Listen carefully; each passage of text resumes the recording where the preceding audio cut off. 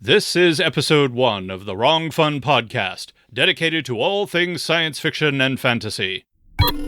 Welcome aboard. We've a long voyage ahead, so we've lined up the best entertainment money can buy. Let's welcome our hosts. Hailing from Oaks Colony, Sean, and from Broncoville Mining Colony, Allie. So sit down, strap in, and hold on while the captain fires the thrusters to maneuver the ship away from the station. I could bore you with facts and figures, but you haven't even bothered to read the emergency information card in the seat pocket, so I don't imagine you care.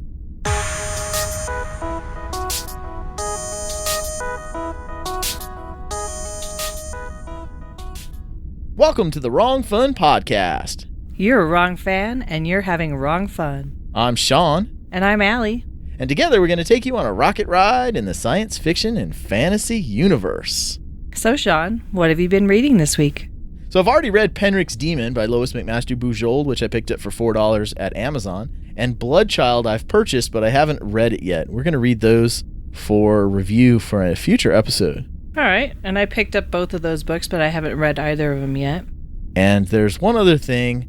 I think this is almost certain to be on my list of Hugo nominations, is Red Panda Adventures: The Final Problem. I've been listening to the Red Panda Adventures for about a year now, and it's this really awesome comic book radio play thing done on a podcast. And these guys are amazing. It's decoderringtheater.com.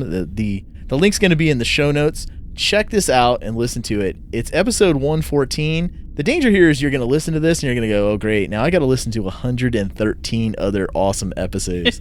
So, you're already listening to one podcast. You may as well listen to another. Yep, I'm looking forward to listening to it.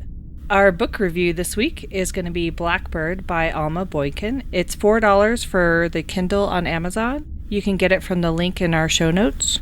The first thing is this is book number 7, but it is a standalone book. It's like some kind of a prequel for a long series of books that I had never heard of, the Kolplotsky novels. I probably butchered that. And it's set on a future colony planet that was abandoned by the Colonial Corporation, leaving the inhabitants to devolve into some sort of medieval technology level. Sadly, this isn't really well explained in book 7, so it was a bit disorienting until I just looked it up online. Yeah, I found that too. I liked the story overall, but they hopped around in time so much that it confused me. Oh yeah, I had the same exact problem. Yeah, and I felt like we missed a lot because of the time hops.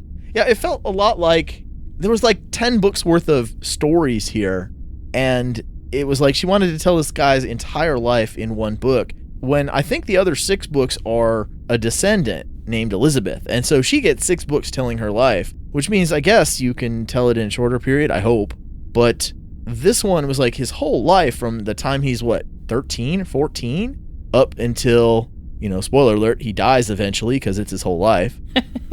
And I really felt like, wow, there's so much missing that I wanted to hear about. I mean, because I really liked the character. I really wanted to hear more about him. Yeah, I did too. But they didn't give you a whole lot to go on, and it just really felt disjointed. With the exception of the time hops, this book was right up my alley. It was exactly what I wanted in a book. It was exactly the fantasy novel I wanted to read, except it was only 1 instead of 10.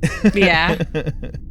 Yeah, the guy had this really cool life. Interesting. I mean, not cool in a sense of where, I would like to live that, because a lot of bad stuff happened to him, but it was just a great character to follow through his life story. Yeah, he was really interesting, and I liked the progression on how much he grew and changed as the book went along. But there just wasn't enough of him.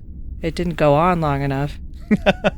Oh, maybe that's what the author was going for, leave him wanting more. Like a little teaser. I really liked it. Yeah, it's unfortunate that there was only 1 of it, but maybe she didn't want to write an entire series on the guy. She just wanted a little bit of, the history of. Yeah, perhaps. It would be interesting to find out. Maybe we could get her one day. Well, we could probably ask her. Yeah, that's not a bad plan. It's amazing that, you can send an email to somebody and they answer. So maybe we should do that. Maybe we should. For $4, you can pick it up at Amazon, read it, and tell us what you think. You can always send feedback to us at feedback@wrongfun.com. If you're really daring, do it audio, and we'll play it. That'd be awesome. Sean, you have an incoming call on the Ansible. It's our first guest, Ken Burnside. Computer, what do your databanks have on Mr. Burnside? Ken Burnside is a designer and the creative director of Ad Astra Games, which he founded in 2001. An Origins Award winner and finalist on several occasions, Ken is best known for Attack Vector Tactical and Squadron Strike. Beyond game design, Ken was a nominee for the 2015 Hugo Awards in the Related Works category for his article The Hot Equations, which laid out what the laws of thermodynamics mean in terms of science fiction, especially in space combat. Patch him through.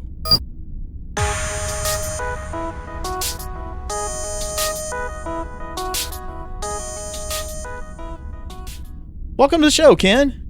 Nice to be here, Sean. Glad you brought me in. Why did you bring in me instead of, one of the bigger names like Brad or Larry or Sarah?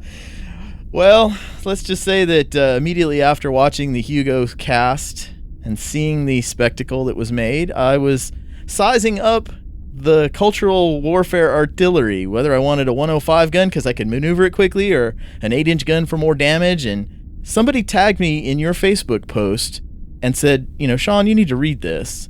And I read through it, and what I got from it was, hey, there is so much that we have. Why are we going to help them set it all on fire? Why don't we focus on what we have and focus on going where we said we wanted to go in the first place?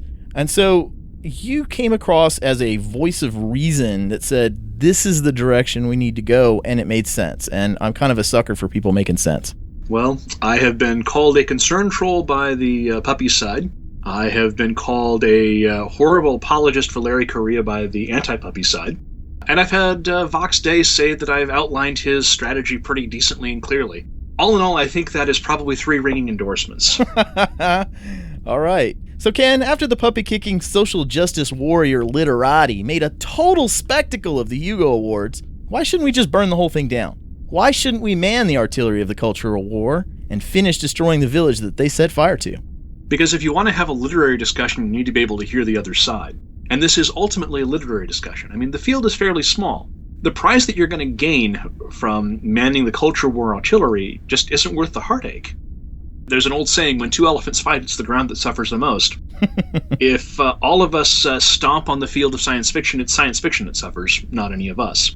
One of the things that the anti-puppy side got right is that we are all fans. Now, they're a very small clique of fans, and a couple of days ago, at DragonCon, they had the cosplay parade, which I think had about double the total number of people that Worldcon had, willing to dress up in costumes that took a couple of 100 hours to make, to march through the Atlanta heat to demonstrate their fandom.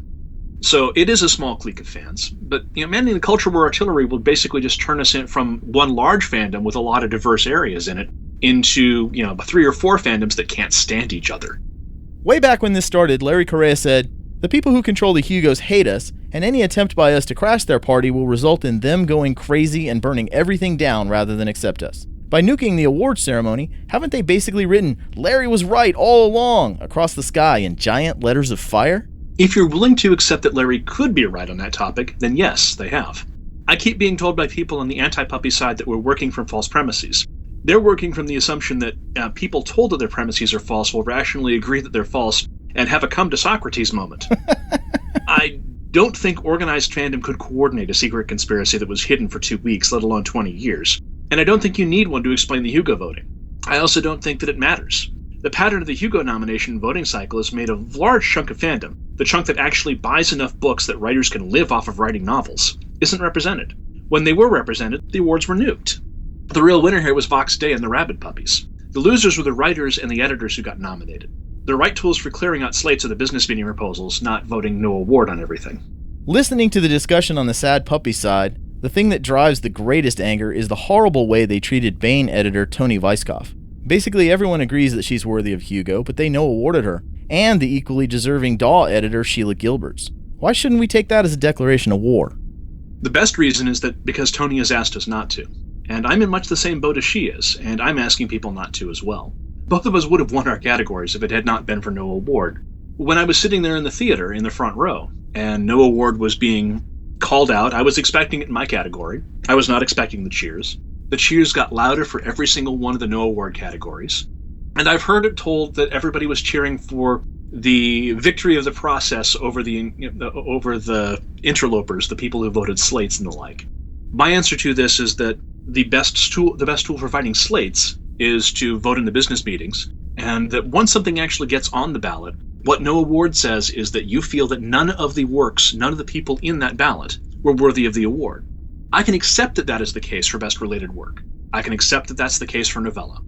I could be persuaded, but it would take a lot of work, that that might have been the case in short story. I do not think it was the case at all in either editor long form or editor short form.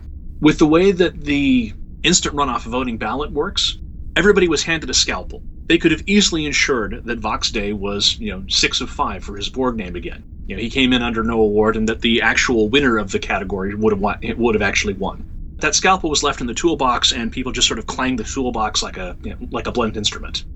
And I'm very saddened by that.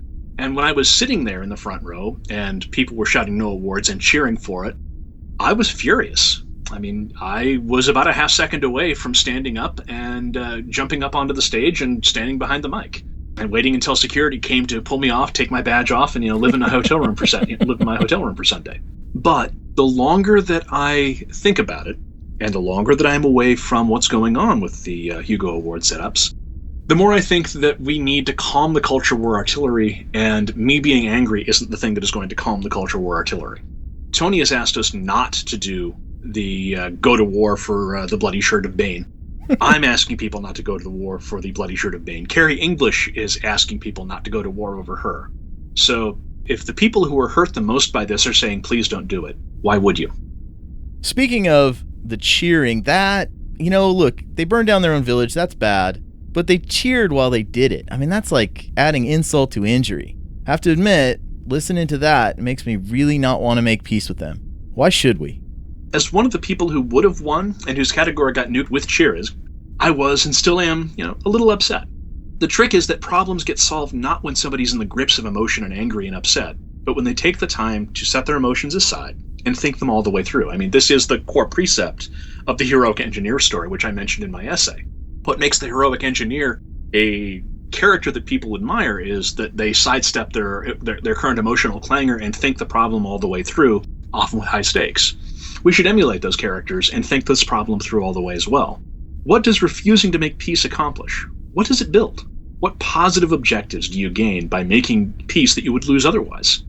In your Facebook post, you discuss something that Larry Correia has tried to explain in the past, the difference between so-called classic SF and literary SF. Eric S. Raymond says that sci-fi has caught a bad case of literary status envy, and they just forgot to tell a good story. I've never really understood it until you explain it. So, can you explain what the difference between classic and literary sci-fi is?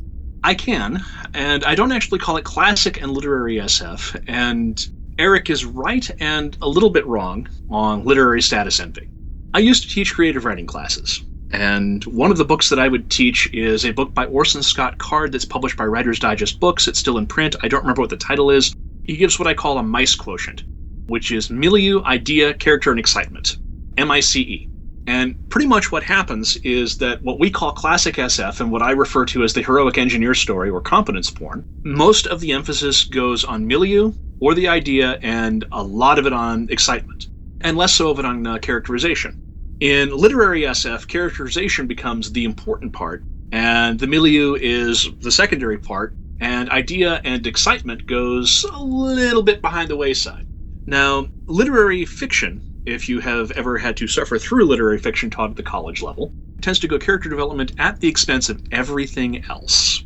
And you go too far into it, and you get into competitive navel-gazing via tone poem.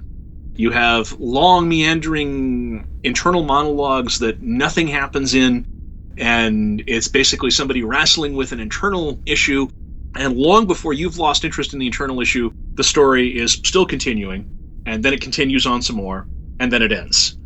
Now, the best thing that you can say about literary fiction is that it strongly encourages what I call good writing. Not good storytelling, good writing, good prose smithing. What has happened is that the people who like literary fiction have moved into SF and have moved away from the classic pulp, adventure, excitement-driven stories in an attempt to get better writing in. And there is something to be learned from better writing and good stylistic prose. And it's not quite that they are at the point where nothing actually ever happens and that no story actually comes through. But it is a case where a lot of the people who liked the good old stuff aren't feeling that they're being represented in the award season because the good old stuff just doesn't usually make it in. This year's Three-Body Problem only beat out the Goblin Emperor because of the votes of the Rabid Puppies, for example. But the long story made short is that there's room for both. And the best way I would describe it is that one side likes fiction with a little bit more excitement and a little bit more linear plotting, and the other side likes fiction with better writing and more character development, and that there is a reason to enjoy both. It is not one or the other, it is both, and let's make sure that both are actually showing up in at least the nomination ballots. You suggested that the establishment purchased supporting memberships and distributed them as sort of a get-out-the-vote campaign. How big a deal do you think that was? Is this okay? Is this bad form? Is it cheating? What I think is that there were about 100 voting memberships distributed. It might have been a little bit more than that. I can't say for certain. The block of people who voted no award on all 5 categories was somewhere around 2,500 to 2,600 people. So 2,500 is greater than 100. So statistically, it probably wasn't that significant. But I think that Mary Robinette Kowal distributing 100-ish supporting memberships to anyone who won her lottery, when the people who'd only enter that lottery are people who agree with her anti-puppy stance, is a bad precedent. It just said, okay, now the other side can do it, and now they can say you did it first.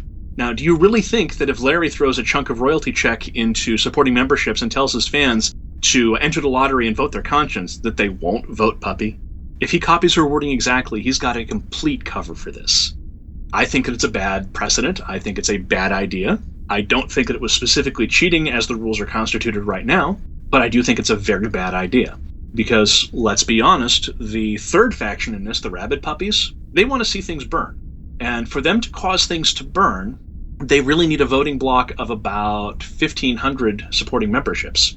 And for the people who are in the Rabid Puppy fans, the people who are still upset over Tony Weisskopf being cheered for no award, the people who are going to remain upset all the way through the nomination round and through next year's voting, $40-50 for a supporting membership, that's missing 2 delivery pizzas. That's basically it.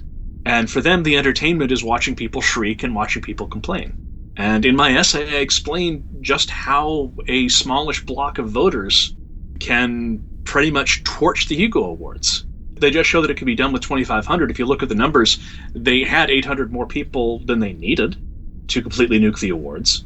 Right now, I would guess that the cheering and the voting has moved a lot of the puppies over into the Rabids, and that Vox is having an easy time recruiting more people onto this. And if he actually cares, and if enough people like me don't try to calm people down, getting his magical threshold of about 1,500 to 1,700 voters is going to be easy. One of the things you talked about was slate voting and reading lists. What's the difference in your mind between a slate and a reading list? Did Brad do something wrong by proposing the 5 most suggested works in each category? And why did that set off the establishment so badly? Well, first of all, Brad actually proposed between 2 and 4 in each category. Vox with the Rabid Puppies went for filling all 5 slots. So there is a difference there. Here's the problem. When you propose a list that exactly matches everything in the category and you tell people to nominate their conscience based on that list, they may decide to nominate works they haven't read, which I consider a no-no. They may decide to nominate the entire slate to piss people off, and I think that the establishment saw that is what's happened. That the entire nomination process was a complete you to the Hugo fandom, the people who determined this, the people who set this up, and they reacted in exactly the same way coming back by block voting no award in protest of this. I think that a reading list should be exactly that. It should be, hi, these are works that we think, or I think, are worthy of your attention. You should budget the time to read them now so that you have time to nominate the works that you like the best for the Hugo Awards. And I think that to avoid any appearance of packing the ballot, that a reading list should be, in a category of 5 works, it should be at minimum 8 to 10 works for each category that you're going to make the list. That way it's not an invitation to vote the entire ballot. That way it's a, hi, these are all things that are worthy of your attention. And the other thing that a reading list should do is it should focus on the quality of the work. You should explain why you think that this is worth reading, as opposed to just saying, vote this one, or I like this one. You should say why. What makes it a good story? What makes it exceptional, what makes it something worthy of a rocket ship. Focus on the quality of the work, not the politics. Where do we go from here? What's your advice for Sad Puppy's 4 leaders, Sarah Hoyt and Kate Polk? And how do Allie and I affect the conversation without ending up part of the crowd bent on tearing it down? From what I've seen from their webpage, they've stated 2 goals that I like so far. They want to make it a reading list of 10 or more works per category, and are soliciting suggestions now.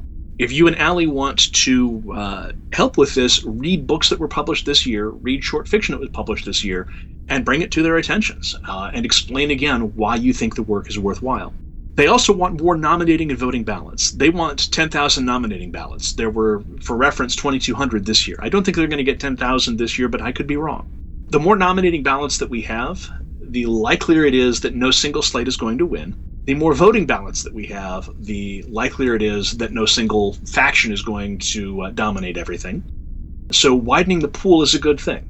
Personally, if I were them and I were going to any of the big major media cons between now and when the nomination process opens, I'd go out there with a 3-fold flyer postcard that says, this is what the Hugo Awards are, this is what they mean, this is their history, this is where you go and buy a supporting membership, and don't list any works, just make sure that you're handing out a card that says, hi, you can affect the Hugo Awards, this is where you go to do it. And I would pass them out at every single convention that has more than that has more than a Worldcon attendance. Stuff them in bags, stuff them in grab bags. That would be how you get more nominating supporting memberships out there. That's how you get more attending memberships out there. If we want to actually make the Hugos what they should be, we need to increase the total attendance of Worldcon. We need to make sure that Worldcon is not just 5,000 to 8,000 people. It should be, maybe not as big as Gen Con, certainly not as big as any of the big Comic Cons, but it should at least be a 20,000 person con. What I would advise them to do at this point is tone back a little bit of the we're fighting back language. They're basically doing that to rile up their side and get them motivated. I mean, it's basic political campaigning technique. Unfortunately, what it's going to do is it's being used to tick off the establishment with that language. And it's very easy to go from that language to fire up the artillery barrage. We can still see movement on the horizon. And that's not the right way to handle a literary dispute. Any final words for the listeners?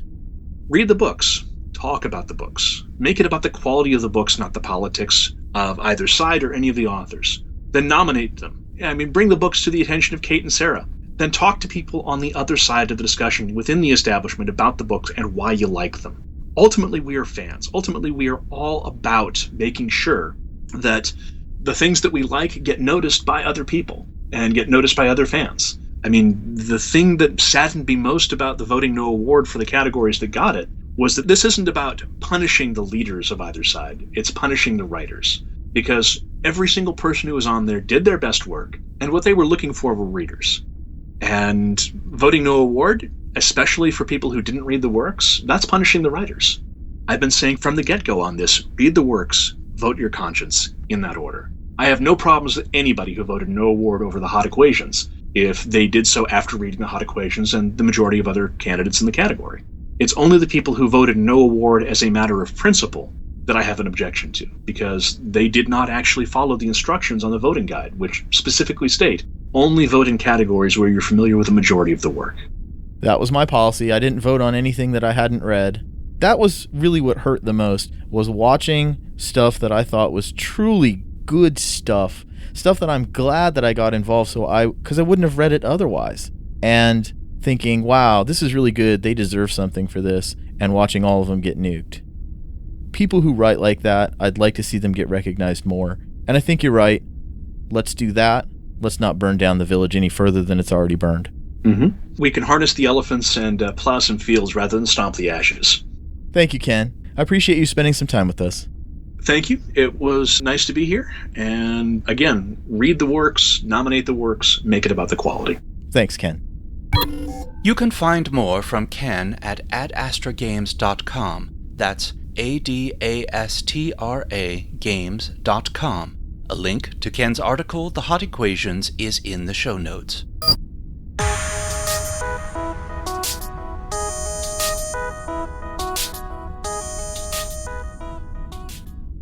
So why did you pick this guy instead of one of the heavy hitters?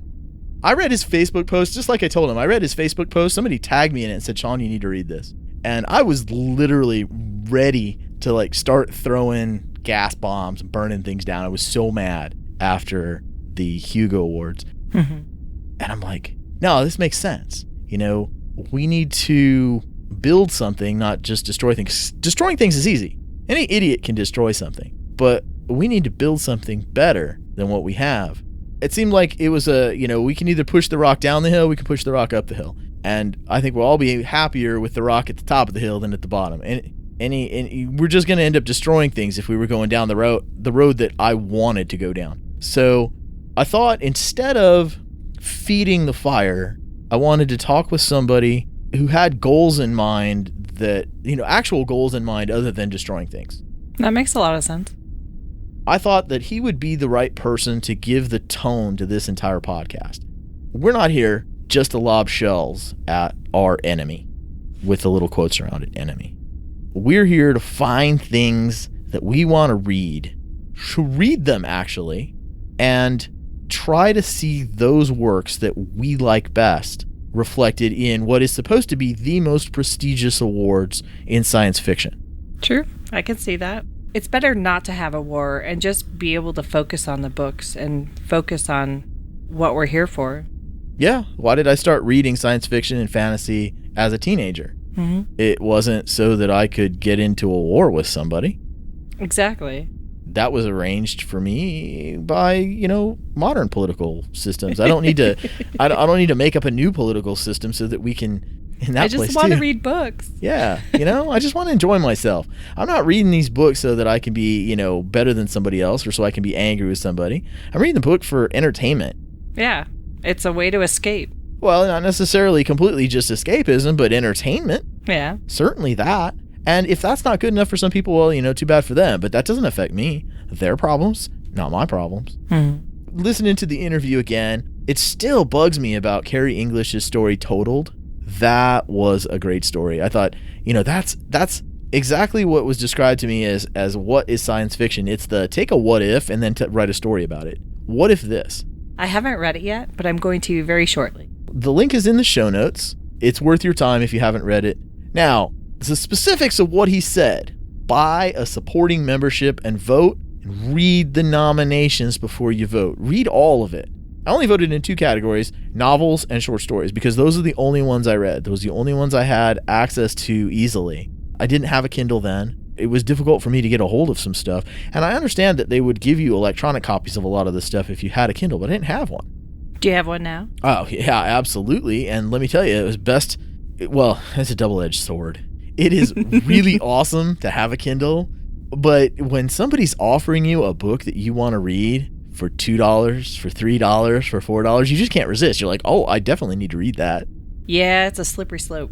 Yeah, when they're offering you a book for $12, you're like, well, that's like a meal. That's good money there. But $2, $3, $4, woohoo! Sign me up. But now that I've got it, and I'm reading some of these things, I'm reading more than I was. I totally recommend it. In fact, I just found out at the end of the month, Amazon is going to be releasing a Kindle that is 7-inch, $50 Kindle. That's awesome. I paid $100 for mine. It's a 6-inch high definition one. This one's not high def, but unless you're watching your Netflix on it, what do you care? Exactly. It's just for books. You're reading books. You're doing Facebook. Email. Unless you're watching a high def movie off of Netflix, what do you care? But I need my Facebook in HD. Yeah, no. You know what? It doesn't look any better in high definition. It's the same old arguments. Exactly. But yes, read the nominations. When the nominations come up, read them. And I read all of the novels. As I expected, I did not like Ancillary Sword. I didn't like it. But you got to read the ones even that you think you'll hate. Right. Well, what if the reports are wrong? What if it was right up my alley? Exactly. What if it was exactly what I was looking for? Well, then I'd have to have voted it higher than I did. I wasn't so sure about this whole Goblin King thing when I got into it, and that was actually my number 1 pick. I loved that story. I thought it was awesome. 3 Body Problem was my second pick, so I don't feel too bad about 3 Body Problem winning. It was my number 2 choice. Yeah. So it was, in my mind, the second best story there after the Goblin King. So I didn't know award things they didn't read. I just don't get that. I failed to see the point in that. Yeah, that's just political pique. That's all it was. And also make sure that you make recommendations. Not just reading them, but recommending stuff that you really like. That's what I'm hoping we can do here, is that we'll bring some stories that we like. We'll tell you what we think about it, and then you can go read them. And I'm going to try as much as I can to pick stories where it's only a few dollars to buy it. There are some book companies that want to charge full price for a Kindle book, and there are others who are willing to part with them for a whole lot cheaper. And those are the ones I want to read more of, because I got to spend money too. But we got to eat. Yeah. Yeah. And, my wife is not going to allow me to spend the family budget on my hobby. Amazingly enough. And I like what he said about the threefold flyer. Yeah, it would be good to have a design like that we could tell people how to buy a WorldCon membership. Yeah, this is what I was thinking. If we have a listener who can design a threefold flyer that all it says is, the Hugos are the most prestigious award in all of science fiction fantasy. You can vote for who wins the Hugo. You can nominate who can be on the short list for the Hugo. Here's how you do it. Go to the WorldCon website, pay $50 to buy your supporting membership, nominate the books that you like. When the nominations list comes out, the top 5 in every category, read them, watch them, listen to them, whatever is appropriate, and vote for the one you like the best. It would definitely be a good tool to have to pass out, either pass out or leave at bookstores, anything like that. Right. So if one of our listeners can design this threefold flyer, and then what we'll do is get it to me, I will take it down to Kinko's, I'll take it down to Staples, and I will say, here, put this in your database, give us a name for it and a code or whatever it is you have to do, and make it a public document. Anybody can take this document, can just walk down to Staples or to a Kinko's and say, find this document in your computer and print it. I'll put a download for it on our blog page, wrongfun.com. And you can download it. You can put it on a thumb drive. You can take it down to whoever copies and prints for you. Give it to them. They'll print you 100, however many you want them to print. You fold them up. You hand them out. Go to bookstores and give them to people. Go to conventions and hand them out. If you're running a convention, every single person who signs up, shows up, and goes through your registration process in the packet of stuff, they should be given one of these, because this is the most prestigious award. So why isn't everybody involved in picking who wins? Exactly. I think everybody should be involved. If you're a huge sci-fi fan, it's your responsibility to take part and make sci-fi better. Well, I don't know if I want to go so far as it's your responsibility or duty, but it's certainly your pleasure. Because what are you doing? You're doing what you want to do anyway, is reading the books, right? Yeah. You're watching the movies. You're watching the TV shows. All the stuff that we like to do. Well, all you got to do now is get on that list to be one of the people who gets to vote. And it's $50 this year. Give them $50, and like Ken said, $50, that's 2 delivery pizzas. Yeah. $50, read the books, vote for your favorite. So what is it we are actually trying to do with this podcast? As I said, I wanted to be culture war artillery because I just wanted to blow something up at the end of that Hugo Award ceremony. I mean, it's 2 a.m. and I'm freaking mad. I'm like, I did not go to bed right away. What we're doing is we're going to find those books. We're going to read those books. We're going to tell you about what we like, what we don't like, and we're going to tell you how to get it and let you read it for yourself. I want to talk to those people who have interesting things to say either about science fiction or about their books. Authors, tastemakers, I don't know, anybody. I don't care. John Scalzi wants to talk to me, I'll talk to him. I'll interview John. I don't care. I've talked to him once before. And I want to go to conventions and I want to hang out with people who like the same things I do. And I think that's basically what you're in this for too, Allie. Oh, yeah. I want to go to the cons. I've been to a few, but never really very seriously. They're so fun. Oh, they were. I had a good time, but it's a little hard to get in at first. I mean, what's the culture? How do you understand what to do? Where do you go? What things? And I think just need to go and do it a couple of times and then you just jump right in. Because I did have a good time. Because I didn't do any planning. I just jumped right into it. It was great. I love it. We have HonorCon coming up here, the Honor Harrington series of books. HonorCon's going to be here in Raleigh. HonorCon. It sounds very interesting. And one of my other favorite authors is an author guest, Marco Close. I am not familiar with him. Marco's an American, but he started off as a German. Okay. He's somebody that I've read a lot in the blogs over the years because he's a lot into firearms rights. Okay. He came to America for American freedoms, and one of those American freedoms was his firearms. He was apparently a marksmanship instructor in Germany in the German army. So, cool. So he knows his stuff. Well, he wrote this series that is freaking awesome. It seems like it was like 2 years ago. He's like, look, I'm tired of this. I can't sell my book. I'm going to publish it indie style. And he cleaned it up. He published it on Amazon as an independent book. And like, he had a lot of Facebook friends. He had a lot of blog friends. And we had read stuff from him before. Mm-hmm. And we all went and bought it and started reading it. And it was like really popular. Well, he got a book contract out of it. And I think I have 3 books from him. Nice. Marco's doing something called the Frontline series. And he started out as an independent. And he got this contract. And now he has 3 books out. Terms of Enlistment, Lines of Departure, Angles of Attack. And they are awesome. He calls them his space kablooey novels.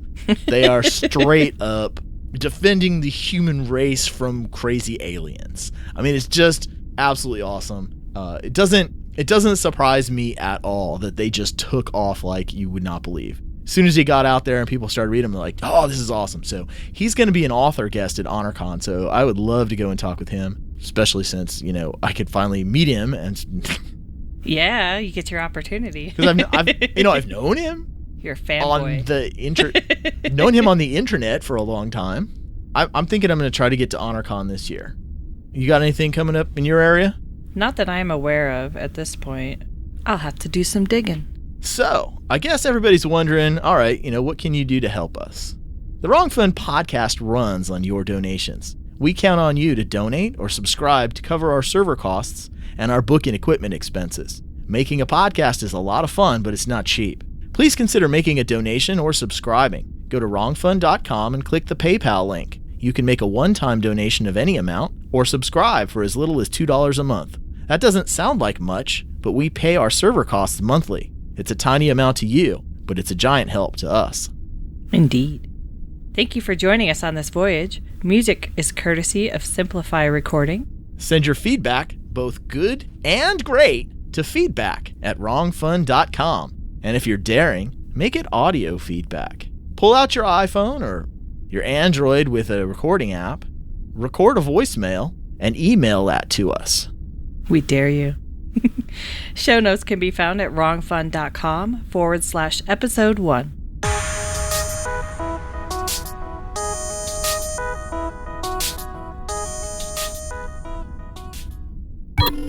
The captain has locked onto the station and turned off the fasten safety restraint sign, and you are free to move about the cabin. We hope you've enjoyed your journey with us on the WrongFun Podcast. Don't forget to like and share the WrongFun Podcast on Facebook. And if you've booked your travel today through iTunes, make sure to leave us a glowing 5-star review. And remember, this show is powered entirely by your donations. See our website at wrongfun.com for details. This is a URS production. Random noise.